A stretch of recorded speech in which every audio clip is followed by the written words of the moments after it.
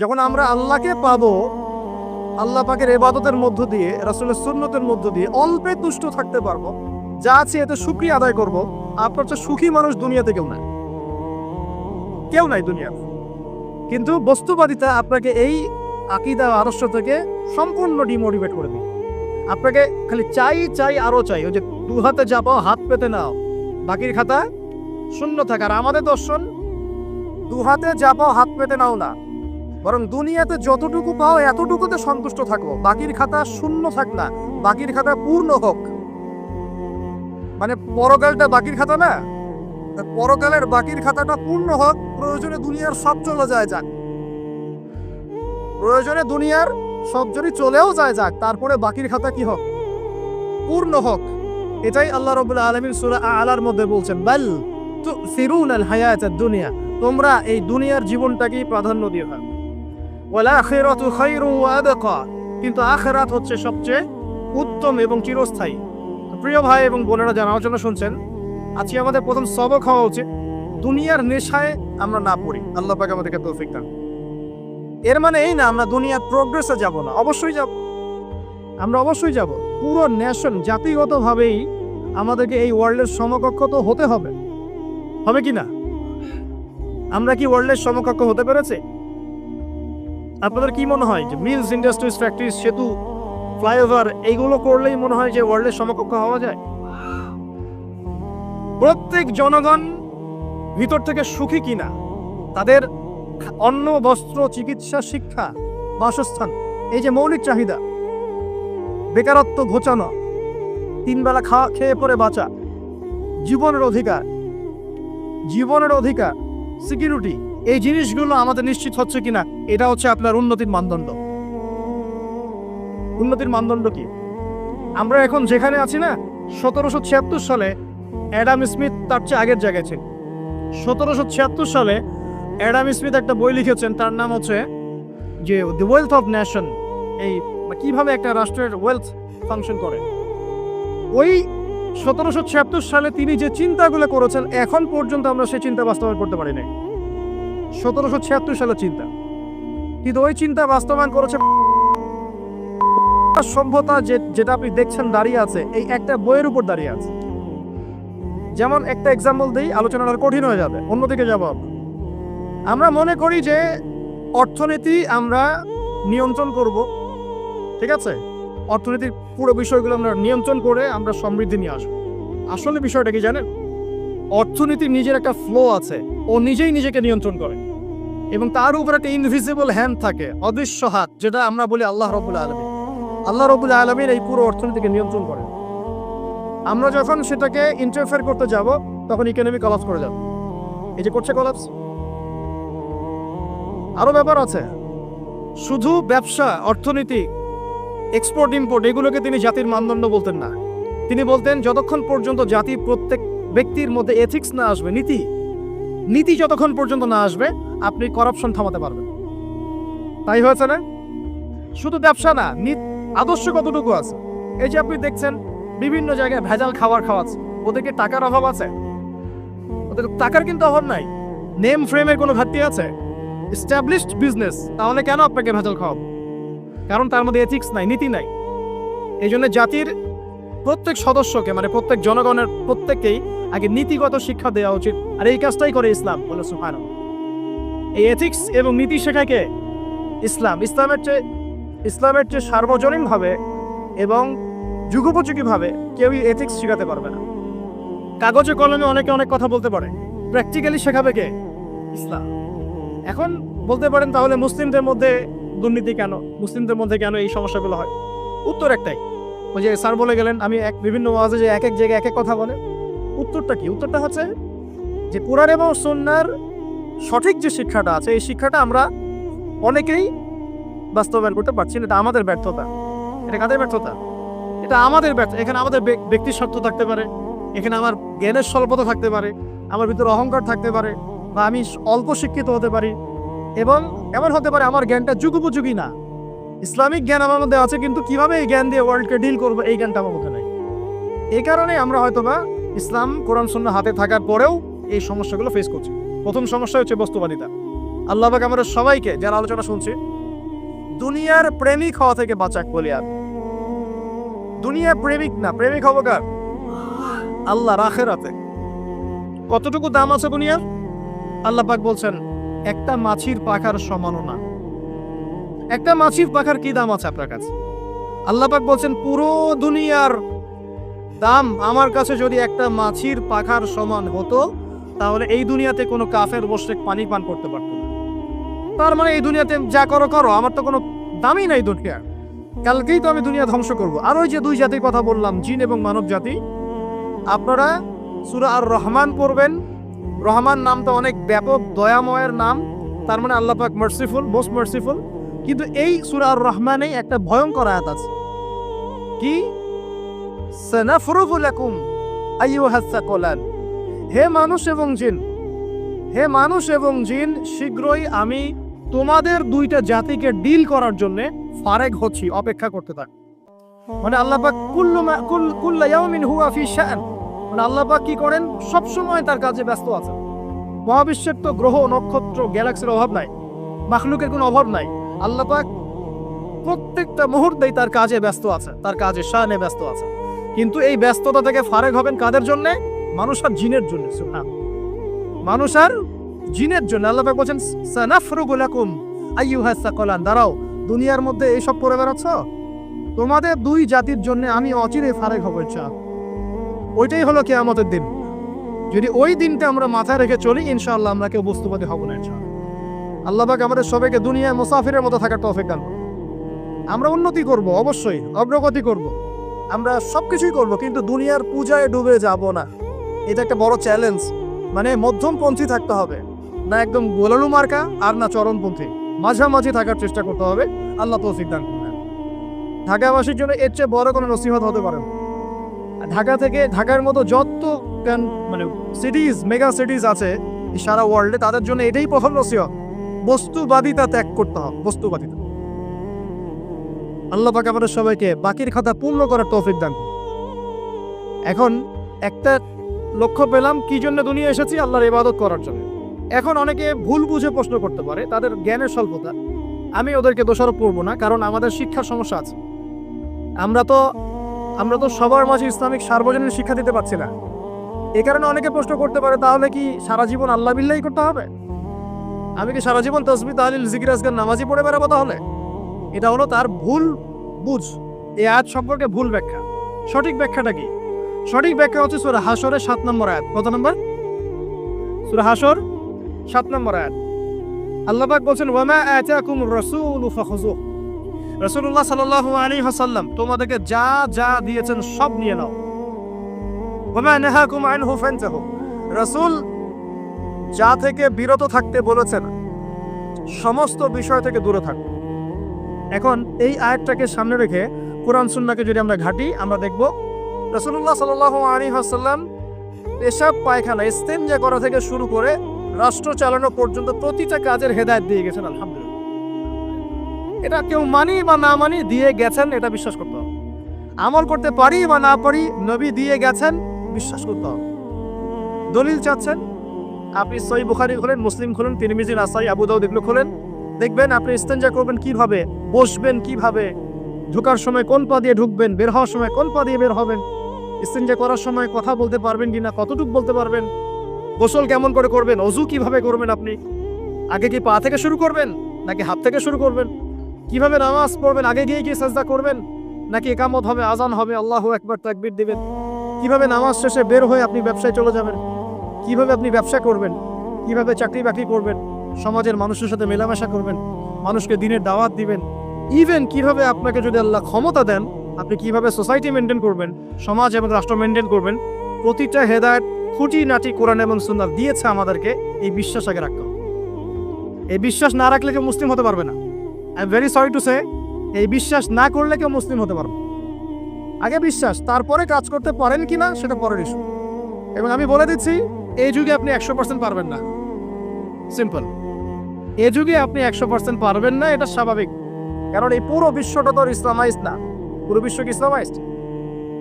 বরং পুরো বিশ্বটা কুফরের উপর আছে। কিসের উপর আছে? পুরো ওয়ার্ল্ডটাই কুফরের উপর আছে, পুরো ওয়ার্ল্ডটাই। একটা এক্সাম্পল দিয়ে আমি প্রমাণ করতে পারি, একটা এক্সাম্পল খালি। আল্লাহ পাক বলছে সূরা মুলক, রাতের বেলা পড়তে হয় না সূরা মুলক?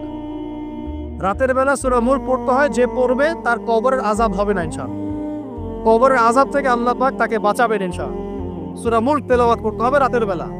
এই সূরার প্রথম আয়াতে আল্লাহ বলেছেন তাবারাকাল্লাযী, বরকতময় সেই আল্লাহ, বিয়াদিহিল মুলক, যার হাতে পুরো মহাবিশ্বের ক্ষমতা। কার ক্ষমতা? তাবারাকাল্লাযী বিয়াদিহিল মুলক, বরকতময় সেই আল্লাহ যার হাতে পুরো মহাবিশ্বের ক্ষমতা, সার্বভৌমত্ব। ক্ষমতার বাংলা কি বলতে পারি আমরা? এটাকে ইংরেজিতে আপনারা কি বলেন? আপনারা বলেন সভারেন্টি। কি বলেন? সভারেন্টি বিলংস টু আল্লাহ। এখানে সভারেন্টি বিলংস টু কে? আল্লাহ। কিন্তু এই পুরো বিশ্বের সার্বভৌমত্বের মালিক কি এখন আল্লাহ বাকি আছে? মানুষ নিজের হাতে নিয়ে নিয়েছে। কথা বুঝতে পারছেন না? পুরো বিশ্বে আল্লাহর সার্বভৌমত্ব চলে এখন, মানুষের সার্বভৌমত্ব চলে এখন। তো পুরো ওয়ার্ল্ডটাই কুফরের উপর আছে না? বিশ্বটাই কুফর। এখন বাদ দেন, এই ওয়ার্ল্ডে আপনি 100% ইসলাম ডিল করতে পারবেন না, সিম্পল। কিন্তু আগে বিশ্বাস করেন যে একদম টয়লেট থেকে শুরু করে আসমান পর্যন্ত সবকিছুই হেদায়েত কোথায় আছে, কোরআন সুন্নাহ আছে কি নাই? এখন মানতে পারি না, সেটা আলাদা ইস্যু। কেউ বিশ্বাস করেছে, মানতে পারে না, আল্লাহ তাকে মাফ করে দিবে ইনশাআল্লাহ। বিশ্বাস করেছি, মানতে পারিনি, আল্লাহ মানে বিশ্বাস করেছি, আমল করতে পারি নাই, হে আল্লাহ আমল করতে গিয়েছি, প্রতিবন্ধকতা পেয়েছি, সমাজ এমন ছিল না, বিশ্ব এমন ছিল না, আমি পারি নাই, আল্লাহ মাফ করে দাও। ইনশাআল্লাহ আল্লাহ মাফ করে দিবে ইনশাআল্লাহ। কারণ আল্লাহ পাক বলেছেন, কারো আমল নামায় যদি শিরকের পাপ না থাকে, যে কোনো গুনাহ আল্লাহ যাকে ইচ্ছা মাফ করে দিবে। আমল নামায় এখানে শিরকের পাপ রাখা যাবে না, যে কোনো গুনাহ আল্লাহ যাকে ইচ্ছা মাফ করতে পারেন। বুঝাচ্ছি, মনে করেন একজন জেনা করেছে, আল্লাহ মাফ করুন। ওই জেনাকার ব্যক্তি যদি বিনা তওবাতেও মারা যায়, তওবা করে নাই, বিনা তওবাতেও মারা যায়, কাল কিয়ামতের মাঠে আল্লাহ পাক তাকেও মাফ করতে পারেন। আল্লাহু আকবার। কিন্তু একজন ব্যক্তি শিরক করেছে, তওবা না করে মারা গেছে, আল্লাহ তাকে মাফ। এখন শিরকের পাপ ছাড়া যে কোনো পাপ আল্লাহ মাফ করবেন ইনশাআল্লাহ। সো আগে আকীদা পোষণ করি যে হ্যাঁ, কোরআন সুন্নাহর সবকিছুর সমাধান আছে আলহামদুলিল্লাহ। এখন আমি আমল করতে গিয়ে হয়তো পারছি না। এখন আমার বিশ্বাস চলমান বিশ্বের সাথে সাংঘর্ষিক হচ্ছে, এবং এই বিশ্বাসকে দমিয়ে দেওয়ার জন্যে কি করা হচ্ছে? এই বস্তুবাদিতার মতো আদর্শগুলো আপনার সামনে তোলা হচ্ছে। এখানে উত্তরটা কি? এখানে উত্তরটা হচ্ছে, দেখুন, ইবাদত মানে শুধুমাত্র নামাজ, রোজা, হজ, যাকাত নয়। ইবাদত মানে শুধুমাত্র নামাজ, রোজা, হজ, যাকাত নয়, বরং আমার জীবনের প্রতিটা সেক্টরই ইবাদত বলে কাউন্ট হবে যদি আমি সেই কাজটাকে নবীর সুন্নাত অনুযায়ী করতে পারি। আমার কথা কি বুঝতে পারছেন? এই হলো ব্যাখ্যা, ওয়া মা খালাকতুল জিন্না ওয়াল ইনসা ইল্লা লিয়াবুদুন। আমি জিন আর মানুষকে শুধু আমার ইবাদত করার জন্যই সৃষ্টি করেছি। আপনার ইস্তেনজা করাটা ইবাদত। সুবহানাল্লাহ। আমার ইস্তেনজা করা কার প্রয়োজন? আমার না ইসলামের, না আল্লাহ পাকের? নাউজুবিল্লাহ। ইস্তেনজা কার জন্য করি? আমার প্রয়োজন। আমাকে এখন ইস্তেনজা করতে হবে, কষ্ট দিচ্ছে আমাকে। খাবার খাবেন, কার জন্য খাচ্ছেন? আমার জন্য নয় কি? আমার জন্য। আপনি ব্যবসা করছেন, কার জন্য? আমার জন্য, আমার স্ত্রী সন্তান, আমার পরিবারের জন্য। আপনি সমাজ চালাচ্ছেন কার জন্য? আপনার জনগণের জন্য। এখানে স্বার্থ কার? মানুষের না আল্লাহ? আমার স্বার্থ, আমার স্বার্থে আমি এই সব কাজগুলো করব, নবীর সুন্নাহ অনুযায়ী করব, তাহলে দুনিয়াবি কাজগুলোতেও আল্লাহ পাক নেকি দিয়ে দিবেন ইনশাআল্লাহ। কেমন দুনিয়াবি কাজ? স্ত্রী সহবাস করা, স্ত্রীর সাথে ভালোবাসা, প্রণয় বিনিময়। আপনি স্ত্রীর দিকে তাকিয়েছেন, নেকি হয়েছে। স্ত্রীর হাতটা ধরেছেন, নেকি হয়েছে।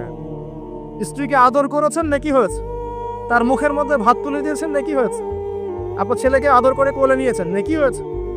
মা ছেলেকে দুধ পান করাচ্ছে, নেকি হচ্ছে। আপনি ভাইকে 5টা টাকা দিয়ে সহযোগিতা করলেন, নেকি হচ্ছে। একজন এসে বসতে পারছে না, জায়গা ছেড়ে দিলেন, নেকি হচ্ছে। ইভেন রাস্তায় হাঁটছেন, এক মুসলিম ভাইয়ের সাথে সাক্ষাৎ হলো, সালাম দিলেন, মুচকি হাসি দিলেন, নেকি হয়ে গেল। তাহলে আমরা কিভাবে বলতে পারি যে ইসলাম কি শুধু নামাজ, রোজা, হজ, যাকাতেই স্বীকৃতি দেয়? এগুলো করতেই দুনিয়াতে আসছি, নাকি সব কাজই ইবাদত? আমার আলোচনা কি কঠিন হয়ে যাচ্ছে? আমাদের জীবনের প্রতিটা কাজই ইবাদত, যদি সেটা রাসূল সাল্লাল্লাহু আলাইহি ওয়াসাল্লামের সুন্নাহ মতো করা হয়। 3টা জিনিস খেয়াল রাখতে হবে। কয়টা জিনিস ভাই?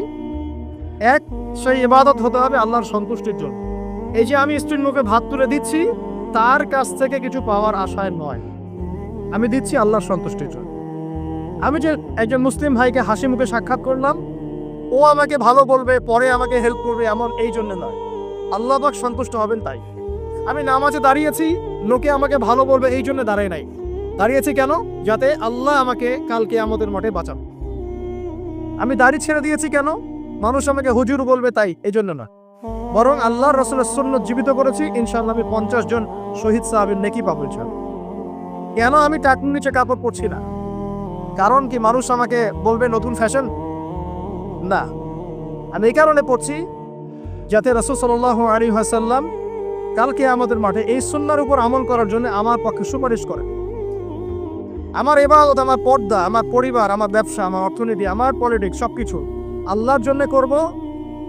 এই একটা হলো মূলনীতি ইবাদত কবুল হওয়ার। 1 2 সেই আমলটা হতে হবে রাসূলের সুন্নাহ মোতাবেক, অন্য কোনো পদ্ধতিতে নয়।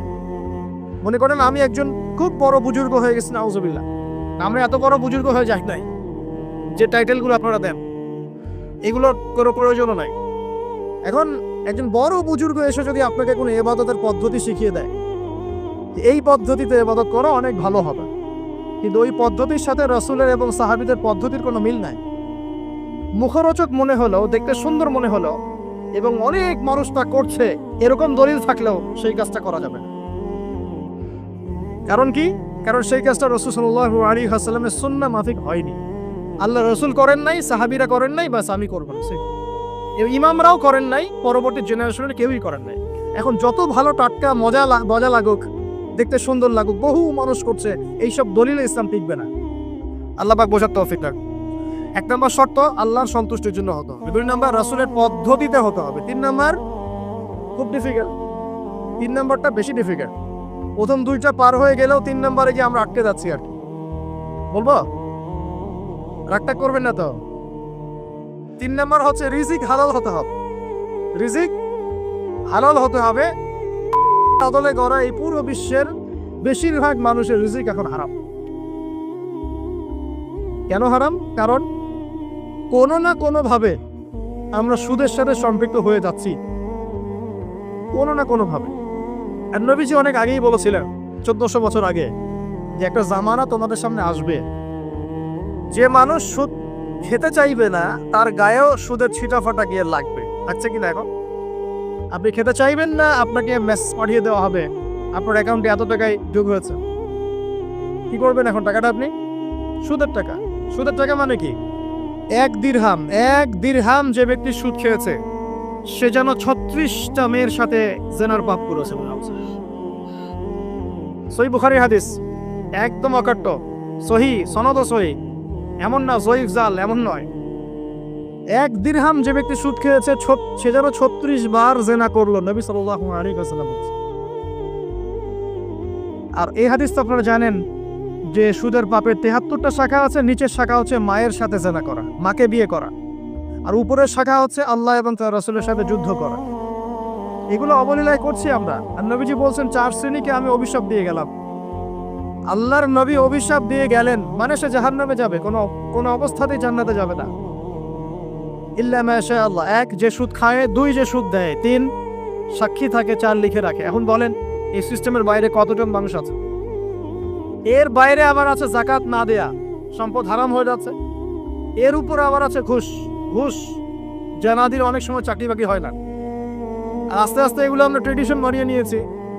এক সময় আমরা, শোনেন, এটাকে বলা হয় নিউট্রালাইজেশন, মানে স্বাভাবিকীকরণ। খুব কঠিন টার্ম বলে ফেলছি মনে কিছু কিছু।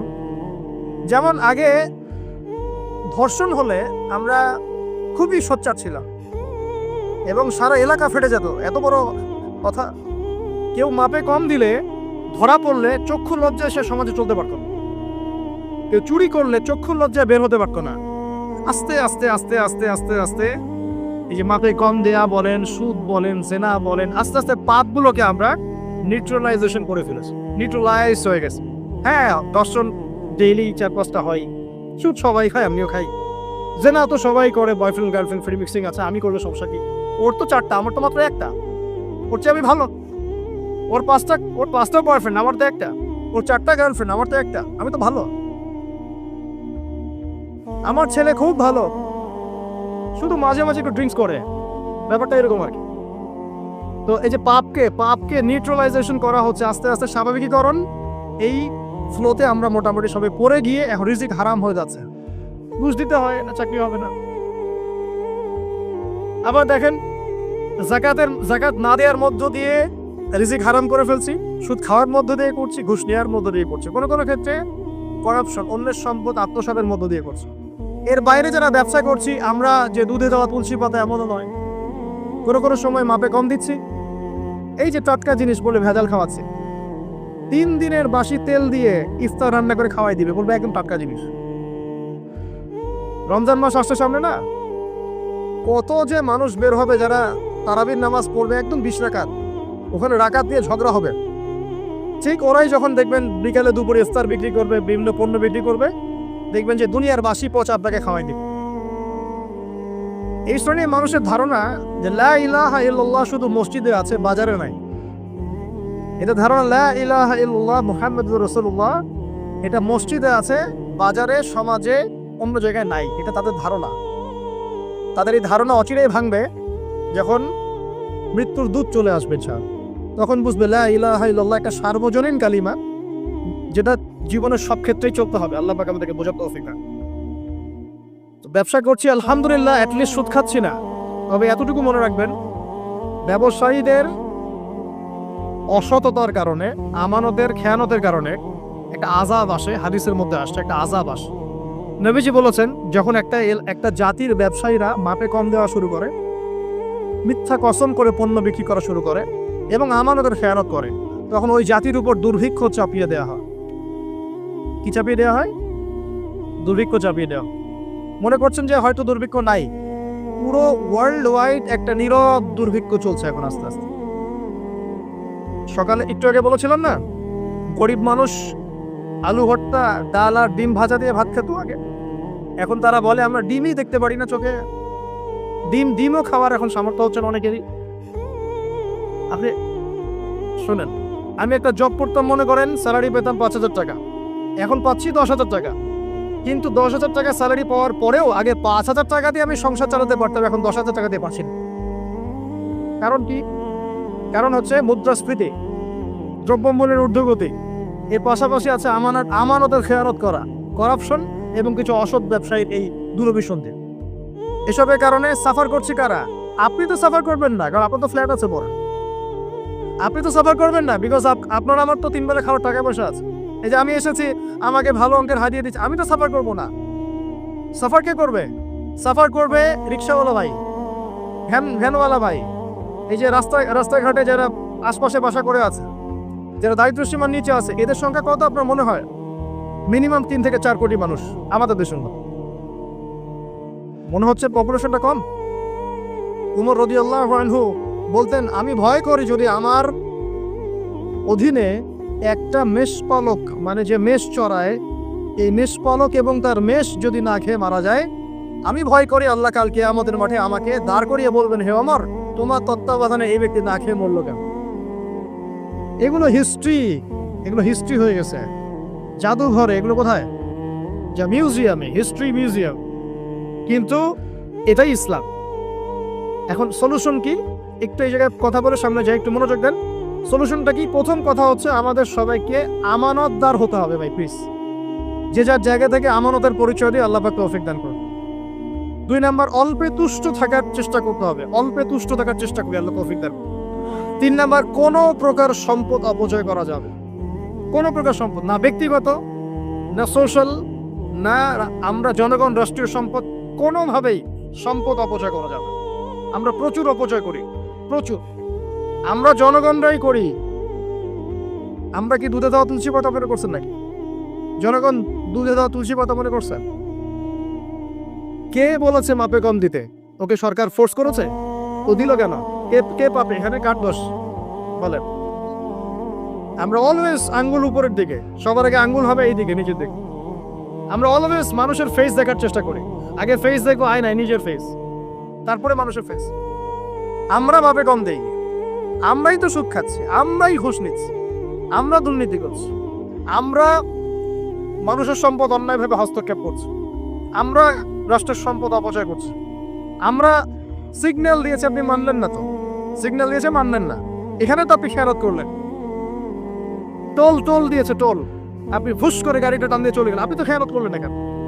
এই ট্যাক্স তো রাষ্ট্রের পাওনা ছিল, দীর্ঘদিন বিল পড়ে আছে, আপনি দিচ্ছেন না বিল।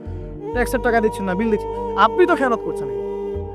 এই হিউজ অ্যামাউন্ট অফ যদি করাপ্টেড মানিগুলোকে এক জায়গায় করা যায় না, বাংলাদেশ হবে নিউ ইয়র্ক একদম থেকে নিবে। বস্তুবাদিতার কথা বলছি, বস্তুবাদিতার দিক থেকে, কনস্ট্রাকশন এইসবের দিক থেকে, life first lane of life এই দিক থেকে, যে জিডিপি এরকম থাকবে যদি সব করাপশনের টাকাগুলোকে আপনি জড়ো করতে পারতেন। কিভাবে সম্ভব? কে নিবে এই উদ্যোগ? আল্লাহ পাক এমন ব্যক্তিত্ব উপর থেকে নিয়ে আসুন বলি আমি। দোয়া করতে কোনো দোষ আছে? X Y Z whoever he is, এটা বড় কথা না। বড় কথা হচ্ছে কার হাতে ইনসাফ প্রতিষ্ঠা হয়। আল্লাহ পাক তৌফিক দেন। আল্লাহ পাক আমাদের সবাইকে তৌফিক দেন, সবাইকে সবার জায়গা থেকে সৎ হওয়ার তৌফিক দান। আল্লাহ পাক সবার আগে আমাকে সৎ হওয়ার তৌফিক দান এবং আপনাদের সবাইকে সৎ হওয়ার তৌফিক দান। আগে ভালো মানুষ হই, আগে ভালো মানুষ হই। আমি আমাদের মাদ্রাসার স্কুলের টিচারদেরকে আগে বুঝাই এটা, ছাত্রদেরকে এই পুঁথিগত বিদ্যা পরে শেখান, আগে শিখান তারা কিভাবে ভালো মানুষ হয়, ওদেরকে মোরালিটি শিখান, এথিক্স শিখান। বই পুস্তকে ডিগ্রি সার্টিফিকেট অর্জন করে আমি কি করব যদি আমি ভিতর থেকে মানুষ হতে না পারি? অনেক ডিগ্রি আছে আমার, কিন্তু আমি তো হিংসা করি মানুষকে, আমি আত্ম অহংকারে ভোগী, আমি অন্যের উন্নতি দেখতে পারি না, আমি মিথ্যা বলছি, প্রতারণা করছি, তাহলে আমি তো ভিতর থেকে পুঁথিগত বিদ্যায় দক্ষ হয়ে আল্লাহর কাছে পার পাবো না। পাবো? আল্লাহ পাক আমাদের সবাইকে ভিতর থেকে ভালো হওয়ার তৌফিক দান করুন বলি আমি। এটা করতে হলে প্রথম ট্র্যাক যেটা বললাম ভাই, দুনিয়ার নেশায় ডুবে যাওয়া যাবে না। দুনিয়াকে আমরা মনে করব দুনিয়া আমার প্রয়োজন, যতটুকু আমার হয়ে যায় সন্তুষ্ট থাকি। আমরা অল্পতে তুষ্ট থাকার মানসিকতা লালন করে আল্লাহ পাক তৌফিক দান করুন। এরপর দুনিয়ায় আসার উদ্দেশ্যটা মাথায় রাখবো, এসেছে কি করতে? আল্লাহর ইবাদত করতে। আর এই প্রশ্নের উত্তর আমরা বের করে নিয়ে আসলাম।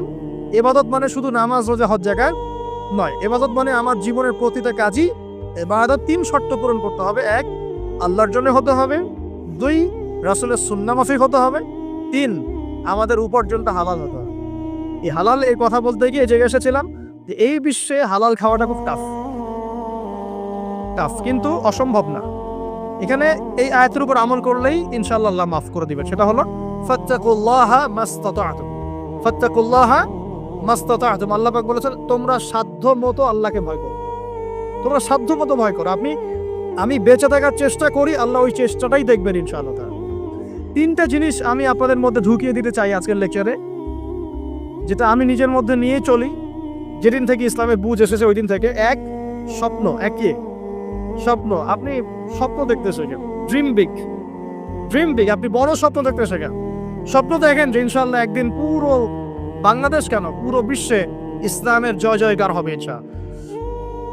কথিত ইসলাম না, প্রকৃত ইসলাম ইনশাআল্লাহ। কথিত আর প্রকৃত ইসলাম কিন্তু এক না। কথিত ইসলাম মানে ইসলামের নামে ধর্ম ব্যবসাও আছে, ইসলামের নামে মাজার পূজা আছে, ইসলামের নামে অনেক ভণ্ডামি আছে, আছে না? ইসলামের নামে অনেক কিছু চলে যেগুলো আসলে ইসলামের সাথে সম্পর্কিত না। মানুষ করছে, মানুষ ইসলাম মনে করে। আমরা কথিত ইসলামের কথা বলছি না, প্রকৃত ইসলামের কথা বলছি। কোন ইসলাম? যে ইসলাম রাসূল সাল্লাল্লাহু আলাইহি ওয়াসাল্লামের যুগে ছিল, সেই ইসলাম। যে ইসলাম আবু বকর সিদ্দিকের যুগে ছিল, যে ইসলাম উমর ইবনে খাত্তাবের যুগে ছিল, যে ইসলাম ওসমান আলী রাদিয়াল্লাহু আনহুমা তাদের যুগে ছিল, যে ইসলাম আদম থেকে নিয়ে মুহাম্মদ সাল্লাল্লাহু আলাইহি ওয়াসাল্লাম পর্যন্ত 1,24,000 নবী রাসূল আল্লাহর জমিনে প্রতিষ্ঠা করে গেছেন, ওই ইসলামের কথা বলছি। বড় স্বপ্ন দেখেন ইনশাআল্লাহ। এই স্বপ্নে আমিও একটা ভূমিকা রাখবো ইনশাআল্লাহ। এই স্বপ্নটা নিজের মধ্যে সেট করে, তাহলে আপনার মধ্য দিয়ে ইসলাম একটা খেদমত পাবে ইনশাআল্লাহ। সবাই লেকচারার হবে না, কেউ হয়তো বই লিখবে, কেউ হয়তো ইসলামের জন্য গাইবে, ইসলামের জন্য কবিতা লিখবে, ইসলামের জন্য ইকোনমিক কোনো প্রজেক্ট লঞ্চ করবে, ইসলামের জন্য পলিটিক্যাল সেকশনে দুর্নীতি কমাই দেবে, ইসলামের জন্য হয়তো কেউ কনস্ট্রাকশন আর রেভলিউশনের কাজ করবে, ইসলামের জন্য নেশনকে এগিয়ে নিবে। এমনকি ইসলামের জন্য স্বপ্নের সাথে সাথে লক্ষ্য স্থির করতে হবে। লক্ষ্যটা কি? এই লক্ষ্য নিয়ে কথা বলতেই শুরু করেছে। লক্ষ্যটা হবে পরকাল। লক্ষ্যটা কি? লক্ষ্য একটাই, জান্নাত। লক্ষ্য কি? জান্নাত। এই লক্ষ্যে কাজ করতে গিয়ে যদি আল্লাহর পথে আপনাকে গালি খেতে হয়, সমালোচনা শুনতে হয়, আপনার শারীরিক, মানসিক, অর্থনৈতিক নির্যাতন সহ্য করতে হয়, দেখবেন আপনি মন থেকে সুকুন, শান্তি ফিল করছেন। এই পথে যদি হোঁচট খেয়ে পড়েও যান, শান্তি লাগবে, ভালো লাগবে যে আমি আল্লাহর জন্য করেছি, আল্লাহ আমাকে এটার আজর দিবেন। মানুষ আমাকে অনেক ভালো বলছে, এর মানে এই নয় যে আমি জান্নাত পেয়ে গেছি। আবার মানুষ আমাকে ছিছি করছে, এর মানে এই নয় যে আমি জাহান্নামে চলে গেছি। প্রকৃত ভালো আর মন্দের মানদণ্ড আল্লাহ পাক ফিক্স করবেন ইনশাআল্লাহ কাল কিয়ামতের মাঠে। ফামান যুহজিহা আনিন নার ওয়া উদখিলাল জান্নাতা ফাকাদ ফাজ। ওই দিন আল্লাহ পাক যাদেরকে জাহান্নামের আগুন থেকে বাঁচাবেন, জান্নাতে ঢোকাবেন, একমাত্র তারাই সফল, আর কেউ সফল নয়। আমি বলি এই আয়াত হচ্ছে, দিস আয়াত is the definition of success. এই আয়াত হচ্ছে সাফল্যের সংজ্ঞা। এই যে সাফল্য বলি আমরা, বাবা তোমাকে সফল হতে হবে, মা তোমাকে সফল হতে হবে, হ্যাঁ, what is the definition of success? আপনারা কি মনে করেন সাফল্যের সংজ্ঞা কি? দিস আয়াত, এই আয়াত সূরা আলে ইমরান দ্য ভার্স নাম্বার 185, 185 নম্বর আয়াত সূরা আলে ইমরান। এই আয়াতটা হচ্ছে দ্য ডেফিনেশন অফ সাকসেস, সাফল্যের সংজ্ঞা। ফামান যুহজিহা আনিন নার ওয়া উদখিলাল জান্নাতা ফাকাদ ফাজ।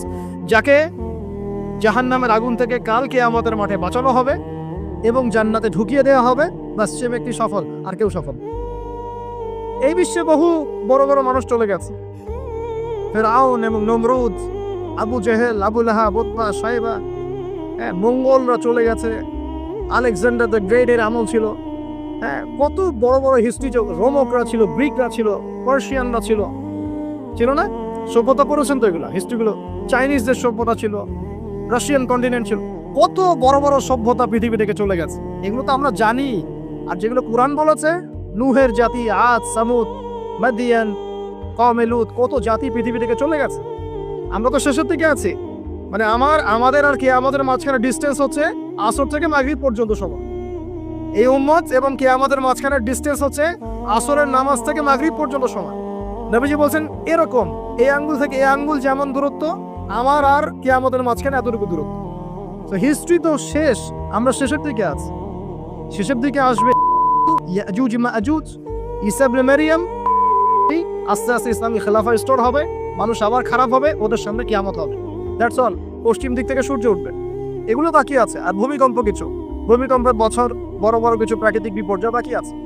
এখন হিস্ট্রি ঘেটে দেখেন, এরা তো চলে গেছে হিস্ট্রি থেকে। এই ব্যক্তিত্বরা কেউই সফল হবে না যদি কাল কিয়ামতের মাঠে জাহান্নাম থেকে বাঁচতে না পারে। বলেন এই বিশ্বের সবচেয়ে বড় নেতার নাম কি? আপনার কি মত বলেন দেখি। না, আমি ওই সেন্সে বলছি না। এখনকার বিশ্বের সবচেয়ে বড় পরাশক্তির নেতাকে বলেন।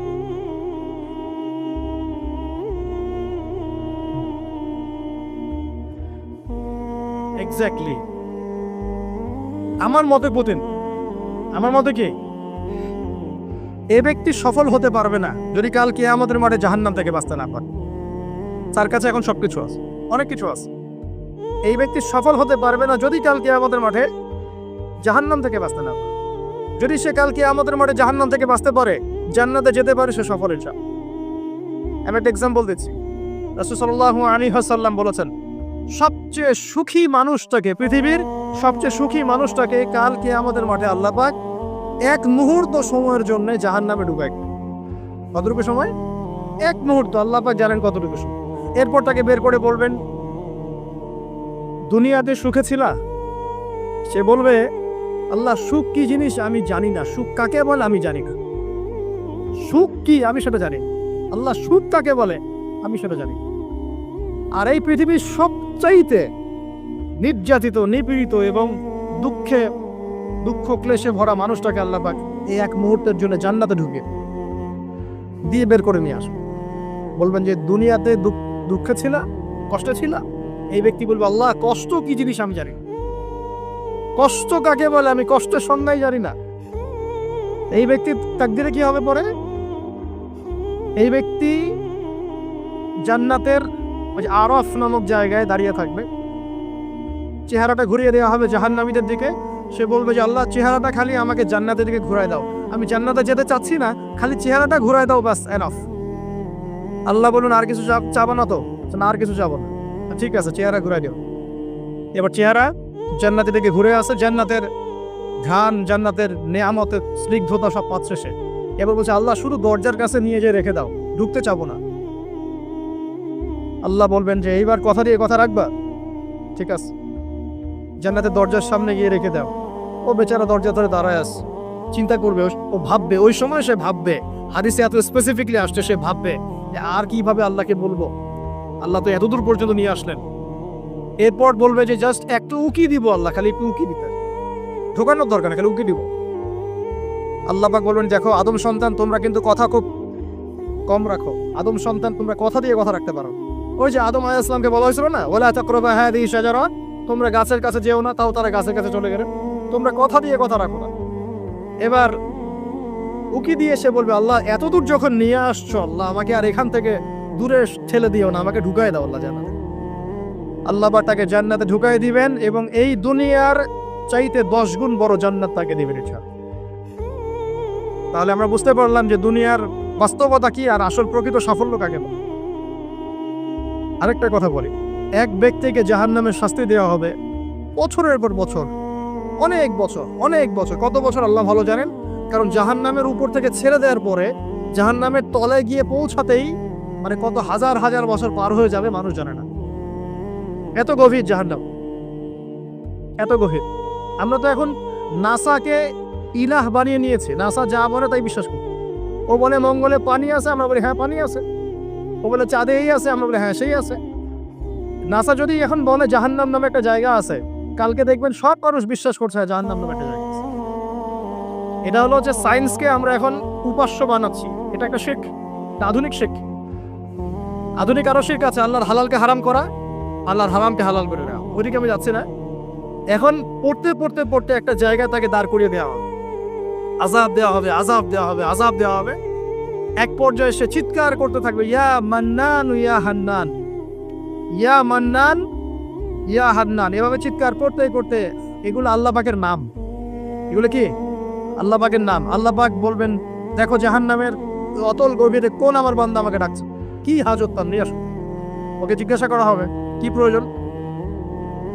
সে শাস্তির অভিযোগ করবে, শাস্তির অভিযোগ করে তাকে বলবে যে আমার এই শাস্তি আমি সহ্য করতে পারছি না, আল্লাহ আমাকে এইটা দাও সেইটা দাও, আমাকে, আমি যেখানে থাকি সে থাকার জায়গাটা ভালো না, আমি যেখানে বসি বসার জায়গা ভালো না, এরকম অনেক কথা বলতে থাকবে। আল্লাহ পাক তখন তার গুনাহগুলোকে স্মরণ করাবেন, মানে তার এই অবস্থা কেন হলো এটা স্মরণ করো। এবার সে ব্যক্তি পিছনে ফিরে, তাকে আবার পাঠিয়ে দেওয়া হবে, যাও পিছনে ফিরে যাও। তো যেতে যেতে সে তাকাবে পিছনে ফিরে, বারবার তাকাবে আর বলবে, আল্লাহ তোমার রহমতে আমাকে একবার সেখান থেকে তুমি বের করে নিয়ে আস, আল্লাহ দ্বিতীয়বার আমাকে সেখানে পাঠাও, আমি তোমার রহমতের আশা রাখি যে তুমি আমাকে মাফ করে দিবা। আল্লাহ পাক বলবেন, আমার রহমতের ওসিলায় সে আমার কাছে চেয়েছে, যাও আমি তাকে মাফ করে দেব। এই জাহান্নাম থেকে বের করেও আল্লাহ পাক অনেক মানুষকে কি করবেন, জান্নাতে দিবেন। এটা একজন ব্যক্তির কথা আসছে, 99টা খুন করেছে, তওবা করার সুযোগ আছে কিনা খুঁজতে গিয়েছে। এক আবেদ যে ইবাদত করে, আলেম না আবেদ, সে বলেছে কোনো মাফ নাই, ওকেও হত্যা করে 100 পূর্ণ করেছে। পরে অন্য এক আলেমের কাছে গিয়ে তওবা করেছে, আল্লাহ পাক তার জান কবজের সময় ফেরেশতাদের দূরত্বকে পরিমাপ করে এই ওসিলায় আল্লাহ রাব্বুল আলামিন তাকে মাফ করে দিলেন। আরেক ব্যক্তিকে মাফ করেছেন আল্লাহ রাব্বুল আলামিন, যে তার সন্তানদেরকে বলেছিল আমি মারা গেলে আমার লাশটাকে পুড়িয়ে ফেলবা, অর্ধেক ছাই বাতাসে ভাসিয়ে দিবা, অর্ধেক ছাই সাগরে ভাসিয়ে দিবা, বাতাসে উড়িয়ে দিবা, সাগরে ভাসিয়ে দিবা। আল্লাহ পাক ছাই জড়ো করেছেন, করে বলেছেন কেন করেছো এই কাজ? সে বলবে মিন খাশিয়াতিকা ইয়া রাব্বি, হে আল্লাহ তোমার ভয়ে কাজ করেছিলাম, আর তুমি খুব ভালো করে জানো হে আল্লাহ আমি তোমার ভয় করেছি, অন্য কোনো কারণে করেছি। আল্লাহ পাক তাকে বলবেন, যাও আমি তোমাকে মাফ করে দেব। এক নারীর কথা আসছে, ব্যভিচারী মহিলা, জিনা করে, পতিতা মহিলা, একটা কুকুরকে পানি পান করিয়েছে, আল্লাহ তাকে মাফ করে দিয়েছে। আর একজন লোকের কথা আসছে যে তার বন্ধুকে এতটুকু বলেছিল, একজন ব্যক্তি তার বন্ধুকে এতটুকু বলেছিল যে আল্লাহ তোকে কোনোদিন মাফ করবে না, আল্লাহ তোকে কোনোদিন মাফ করবে না। এরকম কথা কিন্তু আমরা অনেকে বলে ফেলি। আল্লাহ পাক মৌতের পরে এই দুই ব্যক্তিকেই ডাকবেন, কিয়ামতের মাঠে ডাকবেন, এটা বারজাখে হয়েছে। বলবেন আমার রহমত নিয়ে কথা বলার ইখতিয়ার তোমাকে কে দিয়েছে? আমি কাকে মাফ করব কাকে করব না এই কথা বলার ইখতিয়ার তোমাকে কে দিয়েছে? আজকে আমি তাকে মাফ করে দিলাম, তোমাকে জাহান্নামে নিয়ে দিলাম, যাও। অতএব আল্লাহ রাব্বুল আলামিনের এই বিশাল রহমত আমরা পাবো আশাবাদী ইনশাআল্লাহ। এই কারণে আমাদের প্রথম যে বিষয়টা ফোকাস করতে হবে, আল্লাহ রহমত পেতে হলে আমাদের অবশ্যই বস্তুবাদিতা ত্যাগ করতে হবে। আল্লাহ পাক দুনিয়া পছন্দ করেন না, দুনিয়ার মোহে যারা ডুবে থাকে আল্লাহ এদেরকে পছন্দ করেন। দুনিয়া প্রয়োজন, যতটুকু আমার দরকার আমি করব, যতটুকু প্রয়োজন নাই এই বিষয়টা আমি পেতেই হবে, চাই চাই আরো চাই, হ্যাঁ দু হাতে চাপাও হাত পেতে নাও, ঋণ করে হি খাও, এইসব দর্শনের ধার ধারবো না আমরা ইনশাআল্লাহ। আমাদের দুনিয়া চলে গেলে যাক, বাকির খাতা পূর্ণ হোক ইনশাআল্লাহ। আর এই দুনিয়াতে এসেছি আল্লাহর ইবাদত করার জন্য। শিখলাম, জানলাম, বুঝলাম ইবাদত মানে শুধুমাত্র নামাজ, রোজা, হজ, যাকাত নয়। এগুলো অবশ্যই ইবাদত, কিন্তু এগুলোই ইবাদত নয়, বরং আমাদের জীবনের প্রতিটা কাজই ইবাদত। আমাদের স্ত্রীর মুখে ভাত তুলে দেওয়া পর্যন্ত, একটা মুসলিম ভাইয়ের সাথে হাসি মুখে কথা বলা পর্যন্ত, মুসাফা করা পর্যন্ত, এভরি সিঙ্গেল ওয়ার্ড যা আমরা এই দুনিয়াতে করি এগুলো ইনশাআল্লাহ তাআলা ইবাদত বলে কাউন্ট হবে যদি আমরা এগুলোকে তিনটা পদ্ধতিতে করি। এক, আল্লাহর সন্তুষ্টির জন্য করি। দুই, রাসূলের পদ্ধতিতে করি। এবং হালাল খেয়ে করি ইনশাআল্লাহ তাআলা। আল্লাহ পাক আমাদের সবাইকে এভাবে ইবাদত করার তৌফিক দান। আর শেষ করার আগে আমি আর কয়েকটা পয়েন্ট টাচ করে শেষ করে দিচ্ছি, রাত অনেক গভীর হচ্ছে। আসন্ন রমজান মাস আমাদের সামনে আছে। আমাদের সামনে বলতে এই তো 2 সপ্তাহ হয়তো বাকি নাই। আমি কয়েকটা পয়েন্টস খালি আপনাদের সাথে শেয়ার করবো, যে এই পয়েন্টগুলো যদি একটু ফোকাস করি, রমজান মাসটা গুনাহ মাফের উৎসব হবে। আমরা কলেজ লাইফে পড়তাম একটা ওয়ার্ড, উৎসবের উৎসাহ। উৎসবের উৎসাহ, এই যে ছায়ানট, উদিচি, সব জায়গায় যারা থাকে না, এরাও এই শব্দগুলো জানে না। উৎসবের উৎসাহ, ওরা বলে যে জাগতে হবে রাত আলো জেলে রেখে উৎসবের উৎসাহে, মানে রাত জাগতে হবে আলো জেলে রেখে উৎসবের উৎসাহে। আমাদের এই দুনিয়ার জীবনের হায়াত কিন্তু খুব লম্বা না, খুব লম্বা কি 60 থেকে 70, এর মধ্যে আল্লাহ পাক কিছু উৎসবের উৎসাহ দিয়েছে। যেমন শবে বরাত, যেমন শবে বরাতের রাত, এই রাতে ব্যক্তিকেন্দ্রিক তো কিছু ইবাদত করা যায়, সামগ্রিক না হতে। এই রাতে আল্লাহ পাক সবাইকে মাফ করেন, 2 শ্রেণীর মানুষ বাদ দিয়ে, মুশরিক, মুশাহিদ, শিরক করে যারা, হিংসা বিদ্বেষ পোষণ করে যারা, এদের বাদ দিয়ে। শাবান মাস বেশি বেশি নবী রোজা রাখতেন।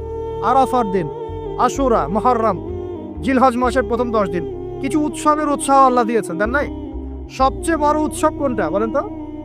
এই যে রমজান মাস। এখন এই মাসে আলো জ্বালা থাকবে উৎসবের উৎসাহে। কিভাবে? প্রথম কথা বলি, দুনিয়াবি বাজার ঘাট, শপিং টপিং যা যা আছে আগে ভাগে এই কয়দিনে করে ফেলে, যাদের সামর্থ্য আছে। যাদের সামর্থ্য নাই তারা, আমি বলেছি, প্রজেক্ট করতে হবে, সোশ্যাল প্রজেক্ট। আমরা সামর্থ্যবানদের টাকাগুলোকে কিছু সৎ মানুষ কালেক্ট করবেন, করে যাদের সামর্থ্য নাই তাদের ঘরে মাসের বাজার পৌঁছে দিন। করা যাবে না ইনশাল্লাহ? আমরা যারা এসব জায়গায় থাকি আমরা মনে করি সোসাইটির সবাই এমন। সোসাইটির সবাই এমন নয়, অনেক বড়োর সাথে খেয়ে পড়ে থাকতে পারে না, সবাই আমাদের মতো খায় না। আমরা 10টা আইটেম নিয়ে বসে খেতে, অনেকে আলু ভর্তা জোটে না, আছে না? আমরা আমাদের যাকাত, আমাদের ওসর, আমাদের ফিতরা, আমাদের সাদাকাতুল ফিতর, আমাদের সাদাকা এবং ইফতারের প্রজেক্টগুলোকে সুন্দর করে প্যাকিং করে 1 মাসের বাজার করে দেওয়ার ক্ষমতা আমাদের নাই। একজন করে পরিবারের দায়িত্ব নেওয়ার ক্ষমতা আমাদের নাই। আপনি একটা নেন, আপনি একটা নেন, আপনি একটা নেন, আপনি 2টা নেন, আপনি 5টা নেন। দেখবেন ইনশাআল্লাহ তাআলা যখন আমরা খাবার ভাগাভাগি করে খাবো, ইনশাআল্লাহ সমাজে দারিদ্রতা কমে যাবে ইনশাআল্লাহ। কি উন্নতি, কি সবার মধ্যে সম্প্রীতি ছড়িয়ে দেওয়া উন্নতি, সবার মধ্যে এই যে ভালোবাসা ছড়িয়ে দেওয়াটা কিন্তু সমাজের উন্নতি। উন্নতি মানে আমরা আসলে কি বুঝি? খালি কনস্ট্রাকশন নির্মাণ করার উন্নতি? সবার মধ্যে সম্প্রীতি ছড়িয়ে দেওয়াটা উন্নতি। ইভেন এই প্রজেক্টে আপনি অমুসলিম ভাইকেও শরিক করতে পারেন। হ্যাঁ, যাকাতের অর্থ অমুসলিমকেও দেওয়া যায়, তার অন্তর ইসলামের দিকে আকর্ষিত হবে ইনশাআল্লাহ। এই মুসলিমরা আমাকে সহযোগিতা করেছে, তার আমাদের রিলিজিয়নের প্রতি তার একটা সফট কর্নার তৈরি হবে ইনশাআল্লাহ। এগুলো করা বন্ধ করেছে বলেই তো অন্যরা এগুলো কাজ করছে। আর নীরবে আস্তে আস্তে বাংলাদেশে বহু মানুষ বিধর্মী হয়ে যাচ্ছে, কিন্তু খবর রাখেন না। আল্লাহ পাক আমাদেরকে বোঝার তৌফিক দান করুন। আগে রমজানের প্রিপারেশন নেন, এটা গেল একটা পারিবারিক ইকোনমিক প্রিপারেশন। আধ্যাত্মিক প্রিপারেশন কি? হুট করে রমজান মাসে গিয়ে সব ইবাদত একসাথে ধরা যায় না। এই কারণে এখন থেকেই নামাজ, তেলাওয়াত, তাফসীর পড়া, একটু তাহাজ্জুদ, চাষ্টের নামাজ, ইশরাকের নামাজ, জিকির আজগার, এগুলো একটু ধরার চেষ্টা করি, যাতে রমজান মাসে গিয়েই আমি একদম যেন মোমেন্টামটা যেন ধরতে পারি ইনশাআল্লাহ। আল্লাহ পাক তৌফিক দান। 3 নাম্বার হচ্ছে অপচয় করবো না রমজান মাসে। অনেকদিন বলছি 5টা খেজুরে যদি ইফতার হয়ে যায়, 6 নাম্বার খেজুর আপনার খাওয়ার দরকার নাই, আপনি দান করে দেন। দুটো জামা দিয়ে ঈদ হয়ে যাচ্ছে, 4টা জামা কেনার দরকার নাই, বাকি 2টো দান করে দেন। আপনার পরিবারের জন্য যদি 30 কেজি চাল যথেষ্ট হয়, 40 কেজি কেনার দরকার নাই, বাকিটা দান করে দেন।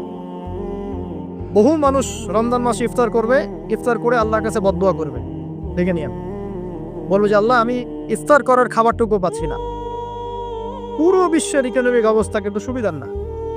আস্তে আস্তে আমাদের এগুলো বুঝতে হবে। আল্লাহ আমাদেরকে শুধু কোরআন তেলাওয়াত করলেই তো হবে না, এগুলো অর্থ তো বুঝতে হবে। কোরআন হাদিস দিয়ে বিশ্বটাকে তো রিল করতে হবে, হবে কি না? আল্লাহ তৌফিক এনায়েত করুন। অপচয় না করি। আর রমজান মাস আসার আগেই আল্লাহর ওয়াস্তে সবার ঘরে ঘরে কোরআন এবং কোরআনের তাফসীর কেনা চাই। এই রমজান মাস আমরা কোরআন পড়ে শেষ করে দেবো ইনশাআল্লাহ। রমজান মাসের সবচেয়ে ইম্পর্টেন্ট জিনিসটা কি বলেন তো? কোরআন নাজিল হওয়া। শাহরু রমাদান আল্লাযী উনজিলা ফীহিল কুরআন। রমজান সেই মাস যে মাসে কি নাজিল হয়েছে? কোরআন। অতএব সবচেয়ে ইম্পর্টেন্ট পার্ট রমজানের কোরআন। যারা কোরআন তেলাওয়াত করতে জানি না, পড়া শিখবো, রাজি আছি ইনশাআল্লাহ? রমজান মাসের পুরো 30 দিন আমরা কোরআন তেলাওয়াত পড়া শিখবো ইনশাআল্লাহ। স্থানীয় ইমাম থাকতে পারেন, টিচার থাকতে পারেন, অনলাইনে শিখতে পারেন, অফলাইন কোর্স করতে পারেন, যেভাবে হোক আপনাকে শিক্ষা হবে। এর পাশাপাশি যারা হাফেজ এবং আমরা টুকটাক যারা আরবি বুঝি, আমাদের প্রতি নসিহত হচ্ছে রমজান মাসে 30 দিনে প্রতিদিন 1 পারা করে আমরা তাফসীর করব। 30 দিন 30 পারা শেষ ইনশাআল্লাহ। পারা যাবে ইনশাআল্লাহ। রমজান মাসে আর কি কাজ করব? তারাবি সালাত জামাতে পড়ার চেষ্টা করব।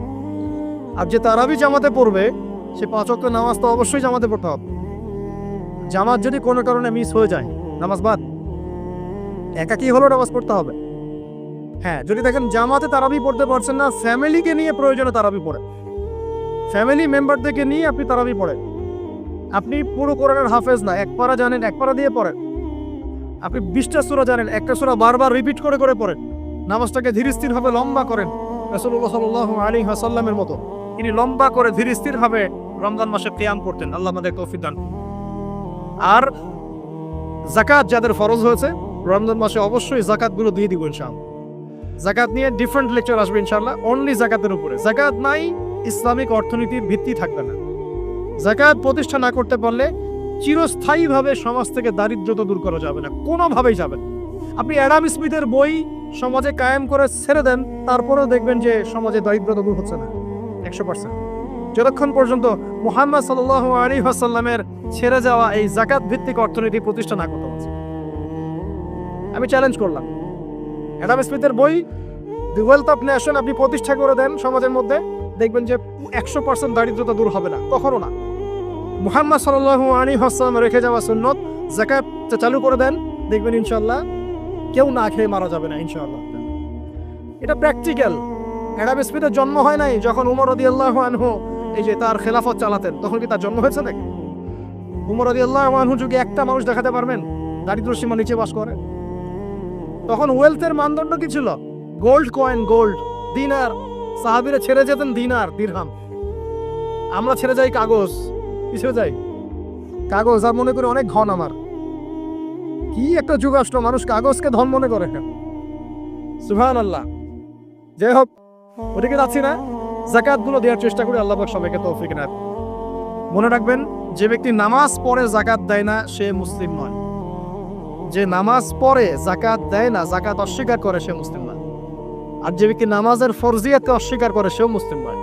নামাজও থাকতে হবে, যাকাতও থাকতে হবে। আল্লাহ পাক তৌফিক ইনায়াত করুন, আমিন। আর সবশেষ কথা হলো, রমজান মাসে আমরা যেটা বুঝি খাওয়ার আর পান করা ছেড়ে দেওয়ার নাম রোজা, এটাও ভুল কনসেপ্ট। শুধু খাবার আর পানীয় ছেড়ে দেওয়ার নাম রোজা বা সওম নয়, বরং আল্লাহ পাকের নিষেধকৃত যাবতীয় কবিরা গুনাহ ছেড়ে দেওয়ার নাম হচ্ছে সওম। সওম রেখে যদি আমি জেনা করি, গার্লফ্রেন্ডের সাথে চ্যাটিং করি, আর ডেটিং করতে যাই, কফি খাই, হ্যাঁ, ইউনিভার্সিটিতে আমি বসে বসে তার সাথে ডেট করি, ফোনে চ্যাট করি, এখানে ওখানে লুকিয়ে লুকিয়ে দেখা করি, মিথ্যা কথা বলি, বাপে কম দেই, সুদ খাই, মিথ্যা কথা বলি, প্রতারণা করি ইত্যাদি। রোজা রেখে যদি এই কাজগুলো আমরা করি, রোজা ভেঙে যাবে। বিশ্বাস করেন, রোজাটা ভেঙে যাবে, রোজা থাকবে না। নবীজি বলছেন, এই রোজা রাখুক বা না রাখুক আল্লাহর কিছুই যায় আসে না, আল্লাহ পাক দেখবেনই না এর দিকে। সওম মানে আল্লাহ পাকের সমস্ত নিষেধগুলোকে বর্জন করা। একটা মেয়ে রোজা রেখেছে, বেপরদায় বাইরে চলে গেল, সওম হয়নি, সওম ভেঙে গেছে। রোজা রেখেছি, আমি বসে বসে গীবত করলাম, সওম ভেঙে গেল। রোজা রেখেছে, মিথ্যা কথা বললাম, মাপে কম দিলাম, রোজা ভেঙে গেল। আল্লাহ পাক আমাদের সবাইকে সম রাখার মতো রাখার তৌফিক এনায়েত করুন বলে আমি। আর সর্বশেষ কথা, এখানে আসতে পেরে আমি নিজেকে খুবই ধন্য মনে করছি, আলহামদুলিল্লাহ। একটা শিক্ষিত মহল পেয়েছি, তাই অনেকগুলো কথা মন থেকে বলে ফেললাম। এর মধ্যে যদি কোনো ভুল ত্রুটি হয় সেটা আমার পক্ষ থেকে, আর সঠিক বিষয়গুলো আল্লাহ পাকের পক্ষ থেকে। ঢাকাবাসীর জন্য এতটুকু বলবো, বস্তুবাদী হয় না। শহরটা যেন আপনাকে বস্তুবাদী না বানাতে পারে। এখানে আমাদেরকে থাকতে হবে কেন? কারণ যেখানে মক্কা, যেখানে আবু জেহেল, সেখানেই মুহাম্মদ সাল্লাল্লাহু আলাইহি ওয়াসাল্লামের জন্ম হয়। যেখানে ইব্রাহিমের পিতা আজার, সেখানেই ইব্রাহিমের জন্ম হয় নাকি? এবং তারা একটা সময় পর্যন্ত চেষ্টা করতে থাকেন সমাজের মানুষকে সঠিক পথে আনার জন্য। যখন পারেন না, তারপর কি করেন? চলে যান। ইব্রাহিম আলাইহিস সালাম চলে গেলেন, আব্বাকে নসিহত করতে করতে ক্লান্ত, আর বোঝে না। রাসূল সাল্লাল্লাহু আলাইহি ওয়াসাল্লাম একদিন মক্কায় 13 বছর কাজ করলেন। 13 বছর দাওয়াতি কাজ করার পর মক্কার মানুষ আর তাকে সহ্য করে না। সাহাবীদেরকে নিয়ে বেচারা তিনি চলে গেলেন কোথায়? তো আমরা এই শহরে থাকবো ঠিকই, এই শহর যেন আমাদেরকে বস্তুবাদী না বানাতে পারে। দুনিয়ায় বেঁচে থাকবো, দুনিয়াকে প্রয়োজন মনে করে, দুনিয়ার পূজায় ডুবে যাব না। যতটুকু প্রয়োজন এতটুকুতে সন্তুষ্ট থাকবো ইনশাআল্লাহ। অবশ্যই দুনিয়ার প্রয়োজন আছে, তবে দুনিয়ার পূজায় ডুবে যাব না, মধ্যমপন্থী থাকার চেষ্টা করবো ইনশাআল্লাহ। আর এই শহরের অন্যতম সমস্যা হচ্ছে সুদ বা রিবা। আল্লাহর ওয়াস্তে রিবা ত্যাগ করার চেষ্টা করেন, আল্লাহ পাক তৌফিক